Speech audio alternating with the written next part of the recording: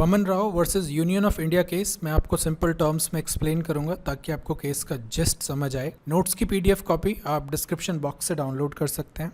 Case की details and supreme court के judgement को समझने से पहले आपको 3 आर्टिकल्स जो कि मैं ऑलरेडी पिछली वीडियोस में एक्सप्लेन कर चुका हूं, article 31A, article 31B and article 31C की क्लियर अंडरस्टैंडिंग होनी चाहिए। Article 31A and 31B first constitutional amendment 1951 के थ्रू इंट्रोड्यूस किए गए थे। आर्टिकल 31A के अकॉर्डिंग गवर्नमेंट किसी भी व्यक्ति की पर्सनल प्रॉपर्टी को अक्वायर कर सकती है। उस प्रॉपर्टी के लिए कितना कॉम्पेंसेशन देना है और कब देना है ये सिर्फ सरकार का डिसीजन होगा और इसे किसी भी कोर्ट में for the violation of fundamental rights granted under article 14 and 19 challenge नहीं किया जा सकता है। आर्टिकल 31B 9th शेड्यूल को प्रोटेक्शन प्रोवाइड करता है एंड जितने भी एक्ट्स 9th शेड्यूल के अंडर रखे जाते थे उनको जुडिशियल रिव्यू के थ्रू खारिज नहीं किया जा सकता था।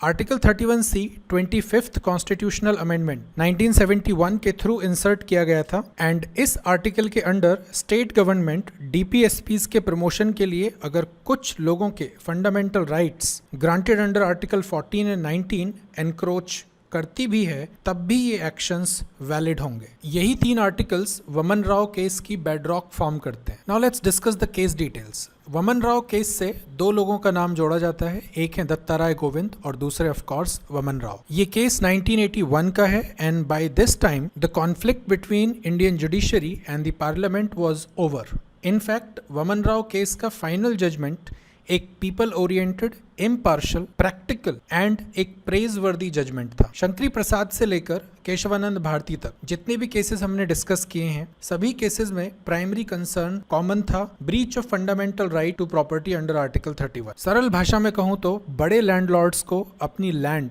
गरीबों के साथ शेयर करने में प्रॉब्लम थी। जैसा कि देश के बाकी हिस्सों में किया गया, महाराष्ट्र में भी लैंड सीलिंग एक्ट इंट्रोड्यूस किया गया एंड 1960s टू 1980s के टाइम में इस एक्ट को कई बार रिवाइज किया गया था to change the ceiling limit. We already know by now कि land ceiling acts article 31A and 31B के अंडर प्रोटेक्टेड थे। 1973 के केशवानंद भारती जजमेंट में doctrine of basic structure emerge हुई एंड इसी वर्डिक्ट के बाद मिस्टर दत्ताराय गोविंद ने महाराष्ट्र सरकार के खिलाफ केस फाइल किया। He challenged article 31A and 31B। Petitioner ने कहा कि ये articles doctrine of basic structure का वायलेशन करते हैं। इन आर्टिकल्स का यूज करके गवर्नमेंट कभी भी बेसिक स्ट्रक्चर को ब्रेक कर सकती है। हेंस यही वो 2 आर्टिकल्स हैं जिनको हटाने से बेसिक स्ट्रक्चर के लिए सभी थ्रेट्स को खत्म किया जा सकता है। Now look at the time period of the case, 1977. National emergency already effect में थी and as a result पहले हाई कोर्ट ने and then even supreme court ने दत्ताराय गोविंद की अपील को रिजेक्ट कर दिया था। Now emergency was over in 1977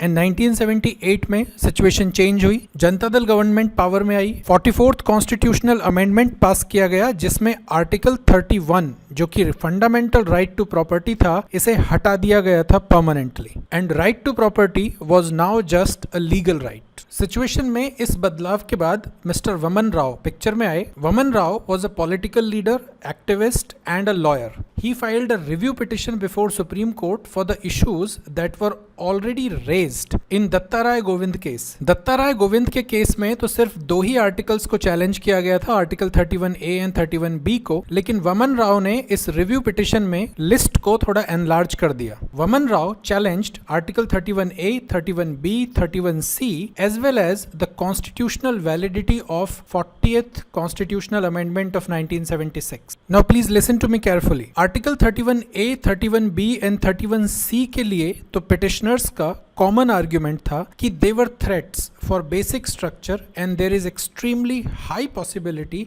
of misuse. लेकिन 40th कॉन्स्टिट्यूशनल अमेंडमेंट के लिए पिटिशनर्स का आर्ग्यूमेंट था कि इस अमेंडमेंट को इमरजेंसी के दौरान पास किया गया था और इस अमेंडमेंट में लगभग 40 से ज्यादा लॉज को उठाकर 9th शेड्यूल में ऐड कर दिया गया था। कंसर्न ये था कि लोकसभा का टर्म 18th मार्च 1976 को एंड होना था, बट ये एक्ट पास किया गया था अप्रैल 1976 में, क्योंकि इमरजेंसी इन प्रोसेस होने की वजह से लोकसभा डिसॉल्व नहीं हुई थी, and even after the expiry of its official term Lok Sabha passed this act. Emergency situation का लोकसभा टेन्योर पर क्या इम्पैक्ट होता है, आई अस्यूम ये आपको पता होगा। अगर नहीं पता है then please read about it in Laxmikant. Hence, वमन राव के अकॉर्डिंग जो 40th अमेंडमेंट था वो अनकॉन्स्टिट्यूशनल था, क्योंकि गवर्नमेंट ने अनफेयर मींस यूज किए थे अपनी सरकार को बचाने के लिए, और जब इमरजेंसी का ग्राउंड ही वैलिड नहीं था तो इमरजेंसी के दौरान जो कानून में बदलाव किए गए वो भी इनवैलिड होने चाहिए थे। Now let's understand the judgement of supreme court.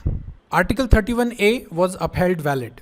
इस जजमेंट में सुप्रीम कोर्ट ने प्रैक्टिकली एक्सप्लेन किया कि जमींदारी सिस्टम के इफेक्टिव अबॉलिशन के लिए, सोशो इकोनॉमिक इनइक्वालिटीज को रिमूव करने के लिए और एग्रीकल्चर सेक्टर को इम्प्रूव करने के लिए article 31A was very much needed. India में सीरियस इनइक्वालिटी एंड पॉवर्टी की सिचुएशन को स्ट्रॉन्ग एक्शन से ही डील किया जा सकता है, एंड लाखों लोगों के सर्वाइवल के लिए अगर कुछ रिच लैंडलॉर्ड्स की प्रॉपर्टी एक्वायर की जाती है, then it is a necessary evil for the greatest good of the greatest number of people. Hence article 31A को लेकर सुप्रीम कोर्ट ने हमेशा के लिए फ्यूचर चैलेंजेस पर रोक लगा दी। आर्टिकल 31B के लिए सुप्रीम कोर्ट ने कहा कि 1973 केशवानंद भारती केस वर्डिक्ट से पहले जितने भी एक्ट्स ऑलरेडी 9th शेड्यूल में ऐड किए जा चुके थे वो सभी जुडिशियल रिव्यू से इम्यून रहेंगे, लेकिन 1973 ऑनवर्ड्स जितने भी एक्ट्स 9th शेड्यूल के अंडर रखे जाएंगे या रखे गए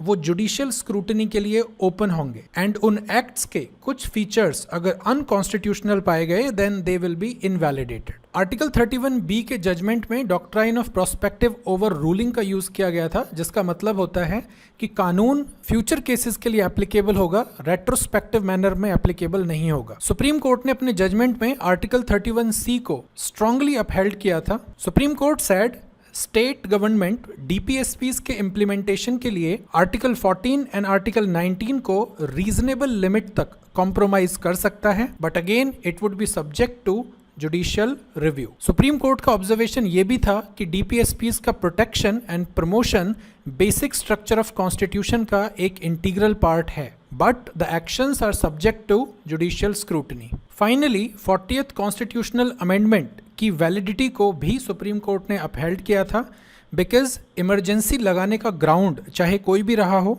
बट लोकसभा ने जो भी एक्शन लिया था वो उसने अपने अधिकार क्षेत्र में लिया था, एंड 40th कॉन्स्टिट्यूशनल अमेंडमेंट से जितने भी एक्ट्स को 9th शेड्यूल में ऐड किया गया था they were left open for judicial review. इस केस के जजमेंट के बाद बेसिक स्ट्रक्चर डॉक्ट्राइन के लगभग सभी एस्पेक्ट्स क्लियर हो गए थे। बेसिक स्ट्रक्चर का जो फाइनल वर्जन रेडी हुआ था वो SR Bommai versus union of India case में हुआ था, जिसके बारे में हम सेपरेट वीडियो में बात करेंगे। So that's all in this lecture. Thank you so much.